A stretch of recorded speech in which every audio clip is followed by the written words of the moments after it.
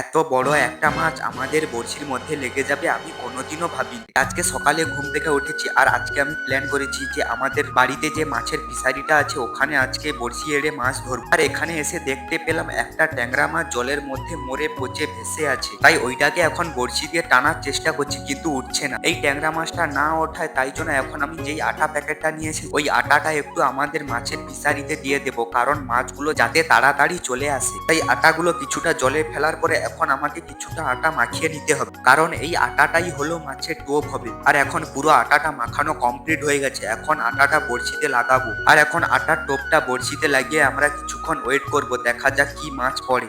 এখন রোদের মধ্যে কিছুক্ষণ দাঁড়িয়ে দাঁড়িয়ে মাছ ধরার পরেও একটাও মাছ উঠলো না। তাই আর একবার ট্রাই করে দেখবো, দেখা যাক এইবারে মাছ ওঠে নাকি। এবারেও মাছটা উঠলো না। শীতকাল যতদিন পড়েছিল ততদিন এখানে বড়শি আড়া হয়নি, তাই জন্য এখন যেহেতু একটু গরম পড়েছে আর গরমকালে বড়শির টোপ একটু মাছ ধরে। এখন শেষবারের মতন একটা চেষ্টা করব, দেখা যাক মাছ ওঠে না। আর এখন কোনো কথা হবে না, একটা বড় সাইজের দানব রুই মাছ লেগে গেছে। জলে মাছের এতটা পরিমাণে শক্তি টেনে তোলা যাচ্ছে না। আর এই যে শেষমেশ কষ্ট করে একটা রুই মাছ ধরেই ফেললাম। আর এই রুই মাছটার ওয়েট হয়ে যাবে প্রায় 700-800 কাছাকাছি। আর এই মাছটা এখন কে ধরেছে জানো? এই মাছটা ক্যামেরাম্যানই ধরেছে, কারণ আজ আমার ভাগ্যে একটাও মাছ নেই। আমার ক্যামেরাম্যান আর একবার টোপটা ফেলবে, এবারে দেখা যাক কি মাছ পড়ে ক্যামেরাম্যানের ভাগ্যে। আর ক্যামেরাম্যানের ভাগ্যে এখন একটা পুঁটি মাছ লেগে গেল।